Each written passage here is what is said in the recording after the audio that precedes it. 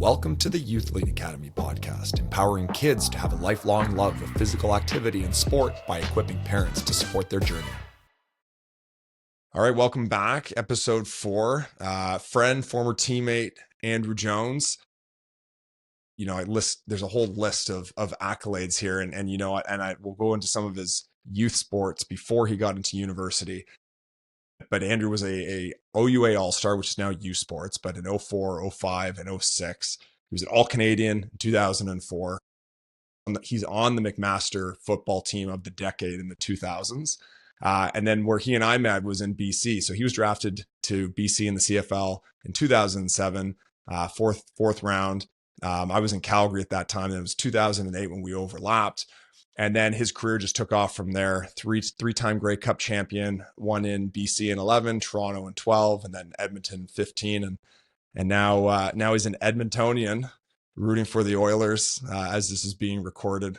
Good vibe going on in Edmonton right now. So Jonesy, as we know him, he was an offensive lineman, but really, he and I were discussing how in football there's so many different positions that almost seem like different sports altogether, from offensive line to kick returners to, quarterbacks. There's so many different positions, so many different skill sets.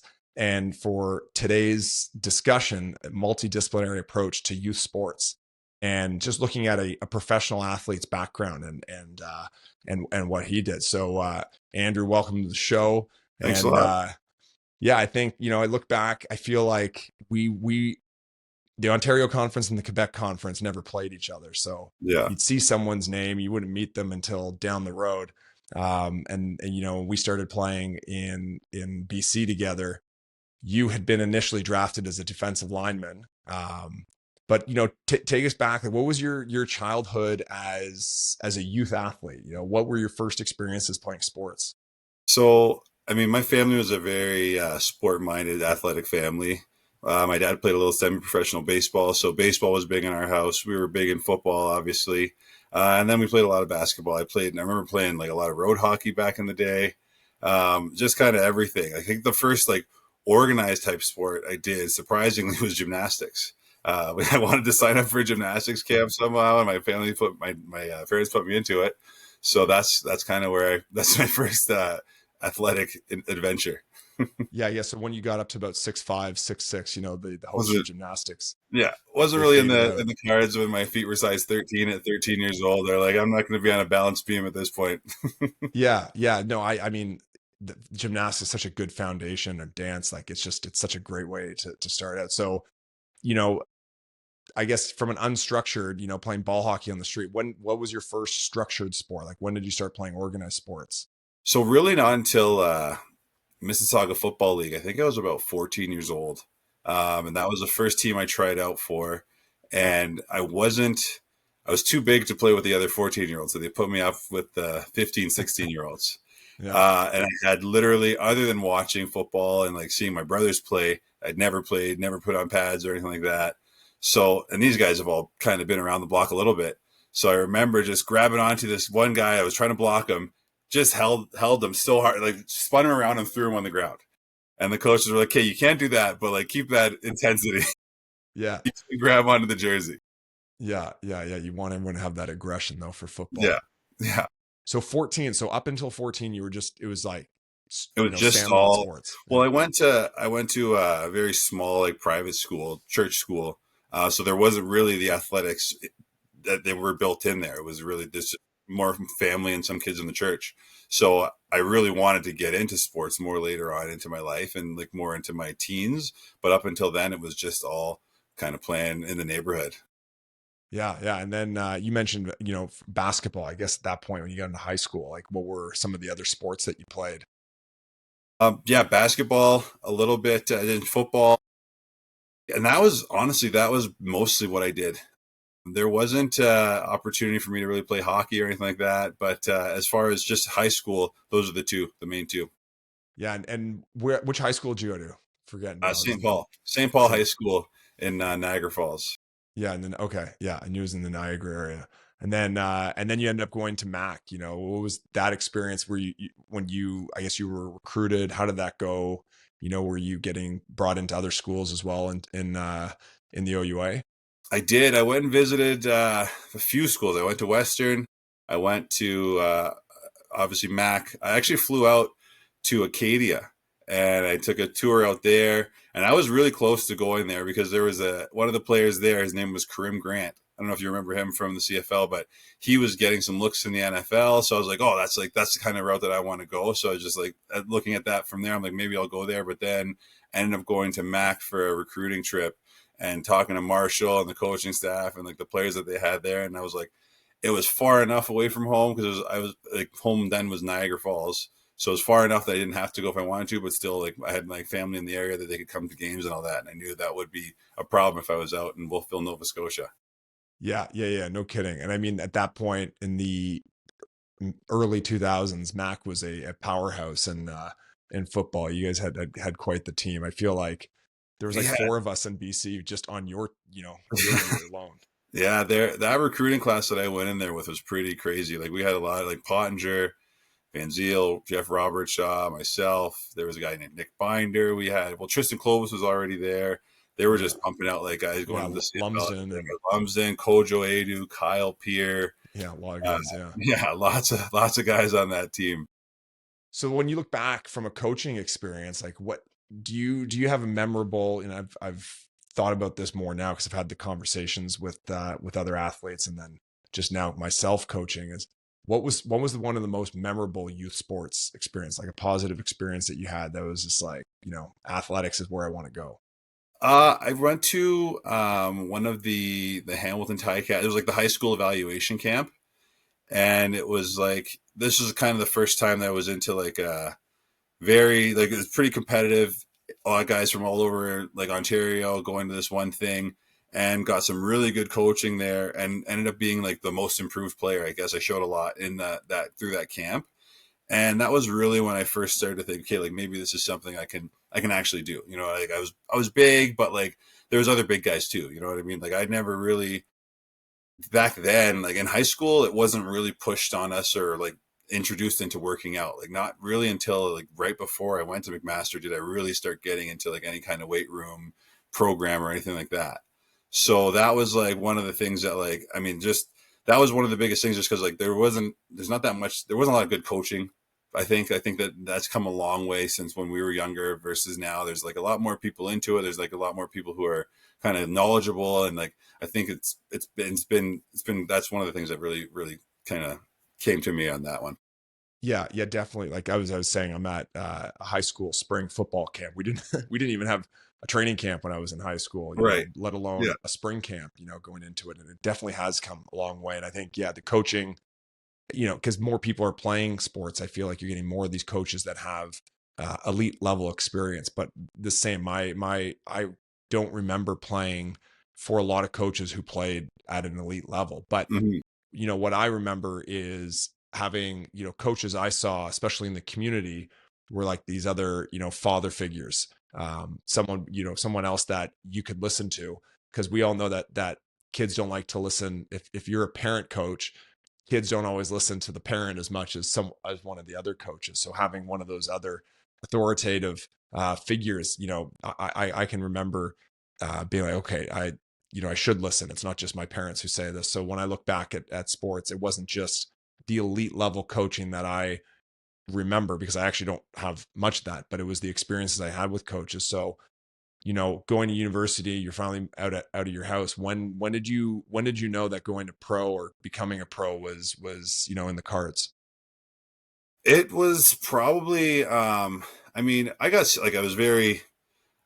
pretty good football player in high school. I played like offensive line, defensive line, was doing well, like got as you said, like kind of got recruited by a lot of different schools. Like my plan was really, I was like, I wanted to go to get a scholarship to go somewhere in the States and play, but there wasn't really I didn't have any film.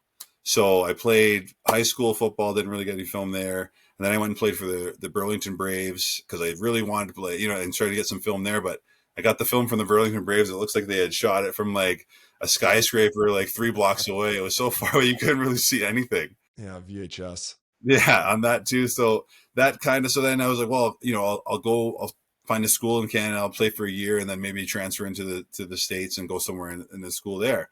But I mean, once I got to Mac and like made a bunch of friends and like loved the program and had some really good coaches there too, that I was just like, you know what, like I'm going to stay here. I'm going to do well. And I'm going to play football here in Canada.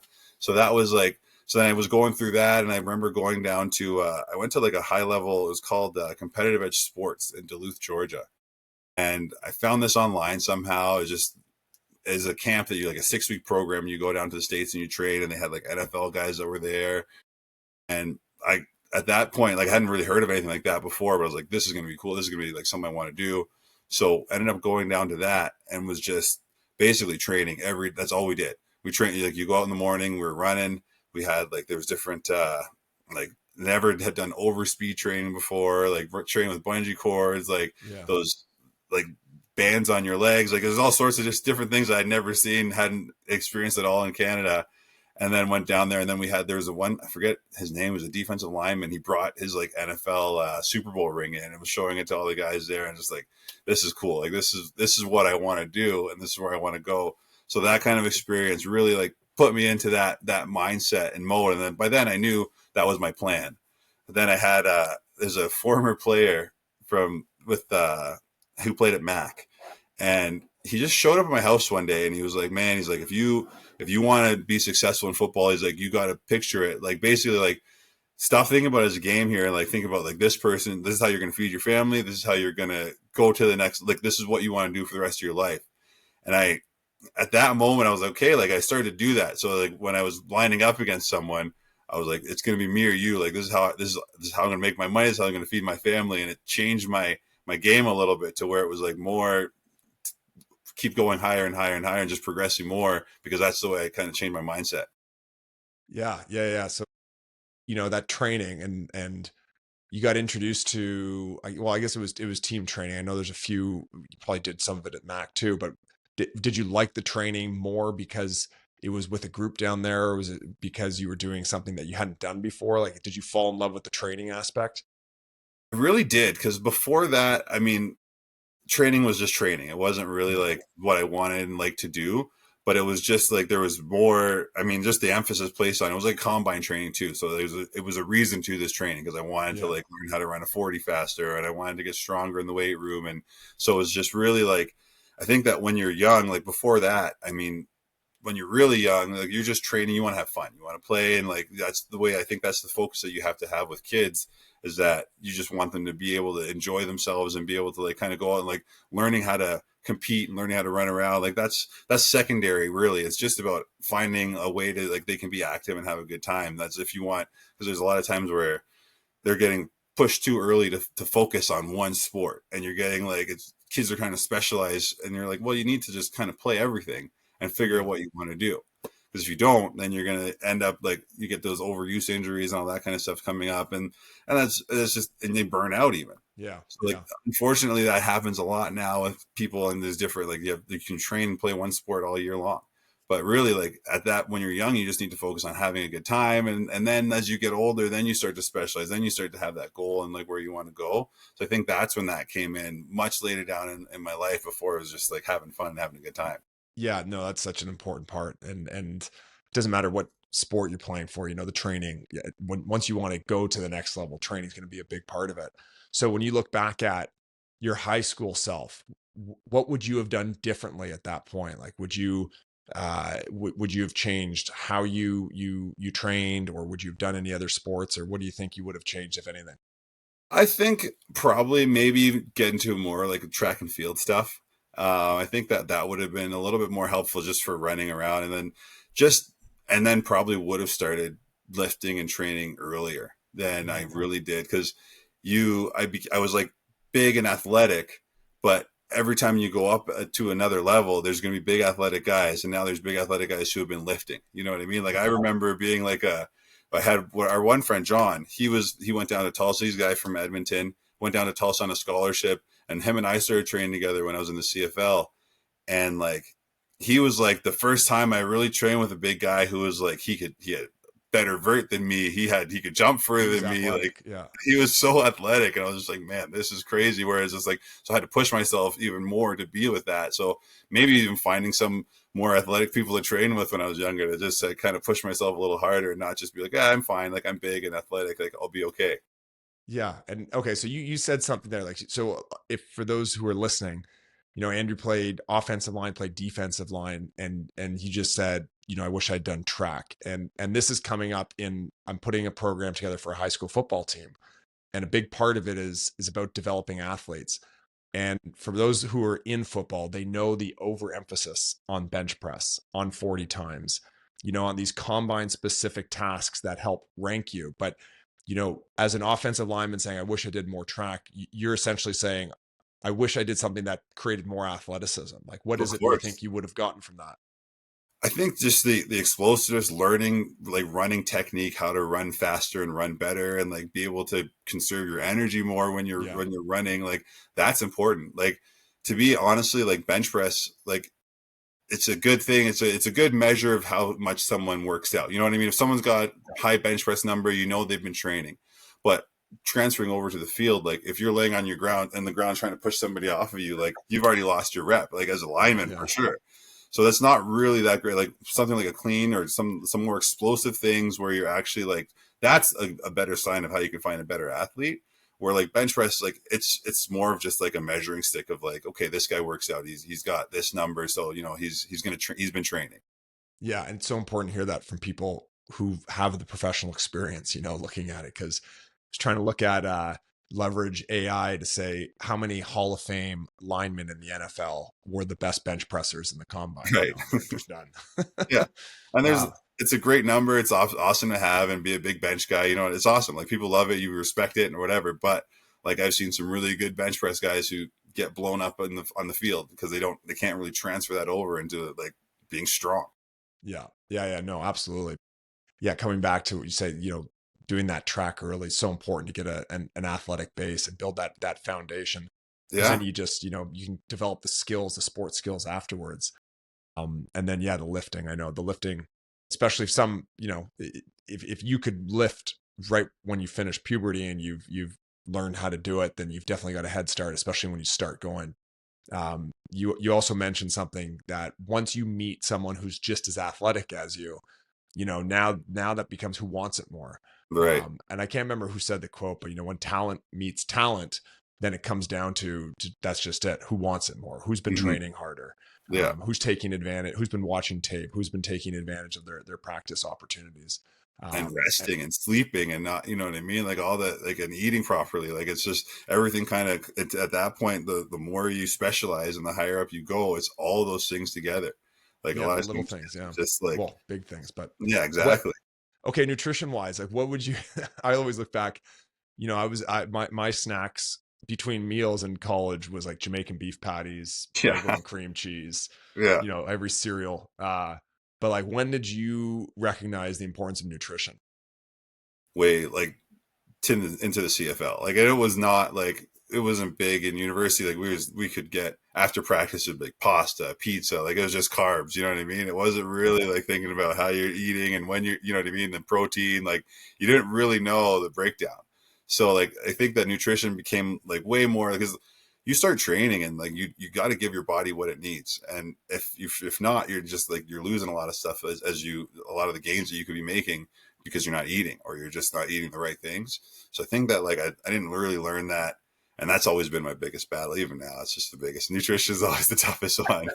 No, I think that's just, with everyone down the line. But you mentioned like sleep, like that is another one.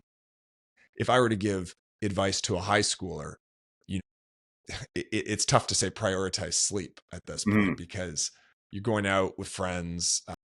You sleep in later than you normally would. But that importance, like, when did you start to really dial in sleep? When did that become an important part of your training? Honestly, like, the older I got, the more I found that out, that like sleep, how important it was. But like, these things weren't things that I learned in high school. This was all stuff that I learned even like kind of end of university into the CFL, where like, this is just, now it's like, you need to be doing this. Because like, I remember in high school staying up late playing video games, you know what I mean? It didn't really matter, but then your body kind of bounces back a lot faster. You don't think about it. But then as you start getting older, like, those things become a lot more important as well. But I mean, if you start to focus on them and create those patterns and those habits when you're younger, I think that's where you'll really start to see the benefits of it as you go. Yeah, no, I absolutely. And if I look back and if I were to give advice to myself in high school, I don't even know if I would follow the sleep. I think the nutrition, I mean, it's not to say that sleep wouldn't be important in high school, but with everything going on, it's tough to get a high schooler to really dial in to sleep. But nutrition, I feel like, I feel like protein shakes were a thing, but the emphasis on eating more foods with protein, like you just didn't like reducing Right. sugar and Yeah. these things, I think would have a big impact for some high school kids. But yeah, so then when you get into to university, you get access to better training. I don't know if you guys had a nutritionist there, someone helping you out, or if it was just the food hall, whatever was there in res. It's kind of the food. But you look at when so now you're in Mac, you become an all-star, Canadian all-star. Did East West Bowl? Did you win one of those as I well? did go. Yeah, I did. Yeah. And then at that point now you're thinking, okay, pros coming around the corner. What did anything change that you're dialing up your training, you're getting ready to obviously go to the combine eventually, but what were the next steps for you right before you got drafted? Anything changed from beginning of university to then? One was just that, I mean, that going down to that camp that I mentioned, like the training for a combine camp, that was one thing that I think helped me out a lot with just training wise. And then just knowing that was my goal, focusing on that and just knowing like, this is why I'm doing this. And then also like being a bigger defensive lineman, I was probably played 285, maybe, yeah, I think right in university. So I knew beforehand, even my agent had said like, there was some teams looking at you as an offensive lineman. And like, how do you feel about that? And I just said, I just want to play football. So like, if that's what I got to do, like if they want me to play offensive line, I'll play offensive line. I just want to play football. So when I ended up like going into the draft, like that was just kind of the talk there. So I was just like, that's fine, whatever it is. Yeah, and coming back to what we were saying before, there's so many different positions in football that are almost like different sports altogether. So Andrew's drafted as a defensive lineman, but with potential being an offensive lineman, and he made the switch at the next level. And you don't hear about quarterbacks becoming running backs afterwards, or D linemen becoming receivers. Like there's a reason. There's obviously certain sizes for these positions, but to go from being drafted from D line, go to O line, that would have been an adjustment. So all of your training has been playing this one position. And there's, as you said, you just wanted to play football. So you learned this offensive line position. What was that transition like? So again, it goes back to the coaching, what we were talking about, the coaching. Like we had offensive line coach Dan Durazio. Mm-hmm. And Dan was like the technique guru. So like he had it broken down to such a science that it was like your big toe on his inside small toe. You know what I mean? Like he had it. You split this person in half. You got this. Like these are your hand placements. Position 1, 2, 3. Like he had it broken down. And I don't think that there's anybody I could have learned who would have been a better teacher than Dan, because that was what I needed as a guy who had really, after high school, hadn't played offensive line. So, and like in high school, offensive line is just push the guy out of your way. You know what I mean? There wasn't much technique getting coached in offensive line for me at high school. So, and that was fine. But so going through that with him, that was, I mean, as a defensive lineman, you're always going forward. That's just, you get to the quarterback, get upfield, get push. As an offensive lineman, the hardest things for me was like learning to sit back a little bit, like sit back and wait, get to the right spot, punch this, like at this point, so it was it's completely different. It's night and day. So that was a tough thing to learn. I remember whiffing a lot of times because I'm trying to get going forward so much, and defensive linemen see that happening and they just swim right over top of you. And then you got to do the lookout block, like watch out. And how much do you think, and because when you look at it, it's almost, even though it's the same sport, offensive line, defensive line, it's almost like a multi-sport approach. So how much did having played D-line, did that help with your understanding of the position? You sort of know what the guy over top of you is going to be doing. Like how was that developmental? How did you take any of what you learned as a defensive lineman and apply it as an offensive lineman? Some of the hand placement stuff really helped because like you're trying to cut the person in half basically. So like some of like aiming, like the hand things I learned as a defensive lineman, the hand fighting, that transferred over well. And then even from playing basketball, some of the like technique of basketball, like shuffling and moving your feet, like that transfers over real well with offensive line because you got to stay in front of somebody. So like those are those things that you learn in other sports, and even in your same sport, learning something like that can come over and help you out into what your focus is on and what your goal is as an offensive lineman. Yeah. And what would you say, like, if you were to look back and say, oh, I wish I did some of this training at offensive line, are there any other sports or martial arts or anything that you could have done? Yeah, definitely. I mean, martial arts, wrestling, like when you're learning to use leverage and like, you know what I mean? Those are the kind of things that like I think would really help out as an offensive lineman. Just the training that you would do for that, and even seeing guys who have done things like that, like it helps out, and it definitely like those things, because it's like the muscle memory of like how the feeling of like, or when you're getting a guy off balance, like say if it's martial arts, like getting somebody off balance and realizing that and being able to use that against them, like I think those things really help out a lot. Yeah, yeah, no, I think it just you don't always see the end game, like what sport you're going to play, but just having sort of a multidisciplinary approach as a kid, or being able to do as many things as possible, just sets you up for that. So I if you think were looking back, yeah, I think too, like as a kid, when I remember watching sports and watching my older brothers play football, and like not knowing anything about this, you know what I mean? But just watching. And like as a kid, you're still developing those neurons and those pathways in your brain, and things are happening. And you're just like, so that when I got to, so like the more you do, but I'll finish the thought first. When I got to start playing football in high school, like I was doing hand moves and doing things, and people are like, well, where'd you learn that? And I'm like, I don't know. Like I wasn't taught it. It just like, I saw it, and like I learned it. And I just naturally went to start doing those kind of things, like swimming and ripping and like those kind of things. I think that the more you learn, the more the different sports that you kind of can experience and different do as a kid, like those things, like they will imprint a little bit in your brain, and you'll remember those things, and you just kind of naturally go towards that. Like as you start to get older, those things are more like you got to learn and you got to watch and you got to see it. But like kids, I think that's why like your potential is so high, because you can really like you couldn't tell me something when I was a kid I couldn't do. I'd be like, oh, jump over that. I go jump over that. You know, like yeah, that's just you. yeah, The self belief you have is so high at that point that you just go and do it. And like you, as you get older, people start to say, oh, you can't do that, and you start to believe it maybe a little bit. yeah. But like, I mean, I think as a kid, like the more you can do, the more you can experience, like in athletics, like the better you're going to be. If athletics is what you want to do down the road, like that's going to take you so far. Yeah, yeah, I couldn't agree more on that one. I think that's the lesson now, where we don't have the same at least yet in Canada. We don't have the same pressure that a lot of these U.S. sports have, especially basketball, to get on baseball, to get on these travel teams right away. So I can't, I wasn't on a travel team as a kid. My weekends weren't spent in hotels across the country playing different sports. But I know that is a topic of debate right now. Is you get a lot of pressure because they are businesses, sports are businesses, and you get pressure from these organizations to say, if you don't play on this tier one team and you Right. don't commit year round, then your chances of getting a scholarship are nil.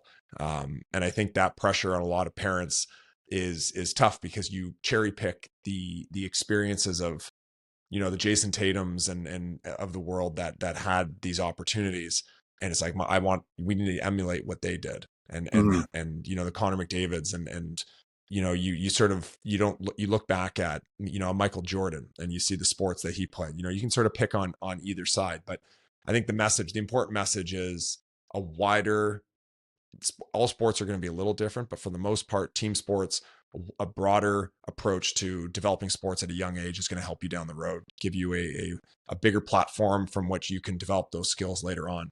And then, as you said, as a kid, someone challenges you, you're going to do it. Plus, you have no fear, right? You don't really, you can bounce off the walls, you don't really care that much. And then you get older, you're like, I don't think I need to do this anymore.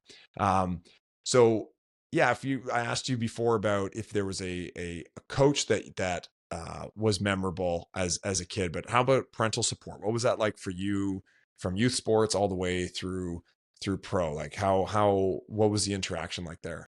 So my dad was like, he was at as many games as he could be at. He was he was very supportive of that. He was a minister, so he always wanted me to make sure that I was serving God in all those different ways too.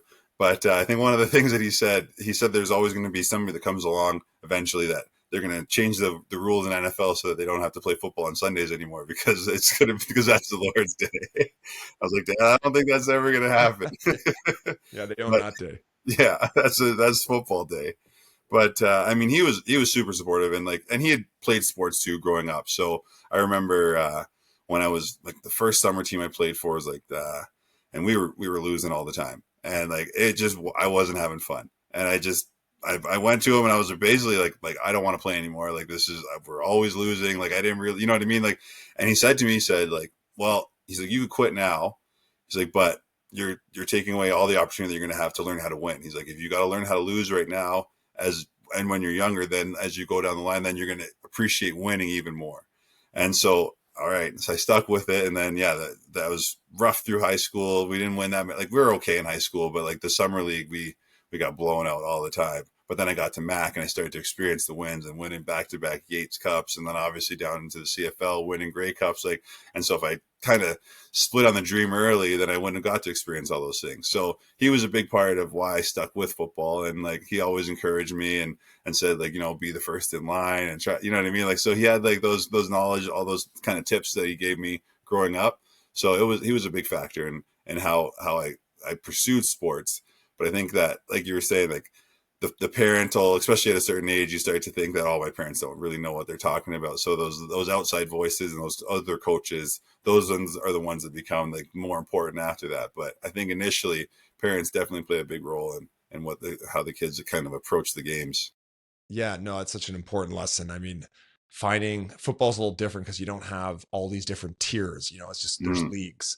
In hockey with the house league, select, single A, double A, triple A, finding the appropriate skill level to play at so that it's fairly even. But the value of learning how to lose and recognizing that, like I'm 7, 8, 9-year-olds, they can bounce back, especially when you emphasize with them the effort piece. But I'm finding 10, 11, 12-year-olds, like winning becomes a bigger part of their personality. So that emotionally it's tougher for them. But yeah, that spin on, you can't learn to win without first learning, understanding what losing's like. I think that's such an important lesson. And knowing that, quitting, especially, grit, is one of the most important variables for an athlete to be successful. If you don't know how to claw back from something, then, you're not going to be a winner down the road. And like those are the kind of things that transfer later onto your life when you're not playing football, or when you're not playing sports. Like learning how to fight through like adversity, like that's important to everybody. It's not just for athletes. So like learning that through sport, like that's why I think like athletics is such an important thing in like the development for kids, because they learn a lot of life lessons, a lot of skills that just they're come off the field with them and just make them more well-rounded individuals. Yeah, no, 100%. Like it's the team sport interacting. There's so many lessons. Yeah. Want to do an entire podcast on that, but yeah, that's it. That's sort of the motto for, Youthlete Academy is your these foundations to what do your kids do after sports are done. Mm-hmm. And for the 99% who don't play elite sports, that happens pretty soon. Yeah. If at 21, when they're graduated and they had good youth sports experiences and they're no longer playing sports, but they can take all of those positive and negative experiences and apply them to life. And that's really the biggest opportunity. So for you, like, if you were to think back, what was a defining moment at any level for you?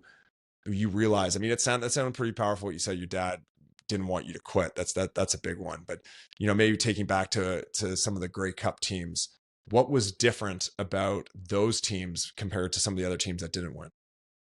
So, I mean, just like we were saying, like, I mean, that first in BC in 2011, like we started out the season 0-5. So we couldn't beat anybody and we were losing so many games. And like, it was basically like we had to stick together in the locker room and be like, okay, we're going to come through this and like kind of rally around each other. Cause like everybody, the media, like everybody was just like, these guys got nothing. So that was, I mean, coming back and then through that, fighting through that. And then, winning the Grey Cup that year, like that was, I mean, a big part of my journey. But I would say probably the biggest thing for me, because so after that year, so going through 2007 when I was drafted, I was on the practice roster, learning how to play offensive line that whole entire year, going back to BC early to train with Coach Dan and some of the players to get ready for the season. Get to training camp. Second day of rookie camp, last play, I tear my ACL. And that was a huge blow, obviously. I'm just like, and I was doing pretty well, you know what I mean? So I think that, so having to come back through that, so I got released at that point. Sorry about that. Got released at that point, went back to Hamilton, had surgery, worked through the year, then ended up signing, going back. So that's like, I think that, so getting back to training camp, going through training camp, won the starting job, and then tore my ACL again. So it was battling through those adversities, like learning how to like just like not lose my mind with like how did this happen to me again? Like, you know what I mean? Like, I think that those are the kind of things that really affected me as an athlete and what made me like be a lot stronger, because I'm like, you can go through anything. You can come back from anything. You can fight through anything. And so after those two, I had to like really like kind of like think about it after this happened the second time. I was like, do I want to keep doing this? Like, is this you know what I mean? And then it's just like, after you get through the dark days and the surgery, and it's like, yeah, this is what I want to do. I'm not done with this yet. So are you going to quit now, or are you going to learn how to win some more? So that was like, those are the kind of some of the defining moments, I would say. Like, it's not the wins, it's like the kind of the losses that really, really make you and shape you into like an athlete. And then you get to enjoy those things where you win the Grey Cup. You know what I mean? And then those teams that we were on, I mean, it's like the camaraderie on those teams, I think, was what separates it from like the teams that win and the teams that lose. Like a lot of teams that, you know, like positions stick together, offensive linemen hang out with offensive linemen, defensive linemen go with that. You know what I mean? Like any team that I've ever been on that's been successful, like everybody kind of was together with everybody. Like we went to meals together, we went out all the time. You know what I mean? It was just like, those are the kind of things that like, because you're pushing yourself, obviously for yourself, but obviously for the guy beside you too. And sometimes in pro sports that gets lost. That's a big thing in university and high school. Like, these are your buddies, like this is what we're going through. But sometimes later on in professional sports, you're playing for a check. You know what I mean? You're playing for your family, whatever it is. But I mean, when you can get that feeling in a professional locker room that you're playing for your brothers, like that's a pretty special thing, and that's kind of makes teams really, really go far and ultimately win. Yeah, and I think that's, you know, again, the important team sports, teaching that those social skills. But you know, what can't be understated is the fact that you tore your ACL twice at the beginning of your professional career while you were learning a new position, and then you played for another 10 years after that. Yeah. You know, like that's for those of you who've ever had an injury, you know, tearing your ACL twice as an offensive lineman is, you know, you can hang on a little bit longer, but a lot of people that can settle it. That can be the end of the career. But to continue after that, that's pretty impressive. And you went, so 2007 to 2017. So yeah, that was, you know, and for a lineman, that's a big career. So yeah, I think if you were to change anything that you've done, from schools that you went to, teams, you know, where you've trained, is there anything that you might change in it? And if nothing, I mean, I look back at it, I don't think there's much that I would have changed, because it would have probably changed the course of where I am. But how would you approach your athletic development differently? It's a really good question. I think that, I mean, probably taking training a little bit more seriously a little earlier, not to the point where it's just like that's all it is, but like just to focus on that a little bit more, I think would have been something I would have done. And then maybe learn how to golf a little bit more, because I'm so bad at it now. But if I could have learned how to golf at a younger age, I probably would have been a little bit better. Yeah, that's all. There's a sport where if you do it, you specialize early, it'll pay dividends down the road. Yeah. No, that's awesome. I think a lot of people, especially in Canada, the opportunities to play professional sports, you don't get the same exposure. Mm-hmm. Scouts aren't seeing you all the time. It's sort of a tougher route to get up, but still, nonetheless, the same values of playing sport are there. So, you know, I think we'll wrap things up here, and you know, the story for anyone who's listening, especially those playing football. I mean, this is probably very relatable to football, but these lessons apply to all sports. You know, having a good foundation, training, looking after your body, tenacity, all of these things are going to apply well. But yeah, Andrew, wanted to thank you for coming on. It's been great catching up. I know we're the old guys now looking Way too back, long. and I know looking back at how long ago it was when we played. Well, at least for me. But it's great that they've been able to keep in touch with so many people and have these experiences that we can look back at and reflect on how not just professional time was, but what led up to those times. So parents who are listening to this, or kids who are listening to this, can relate to the journeys that they're currently in. So thank you. Yeah, thanks a lot, man. Appreciate it.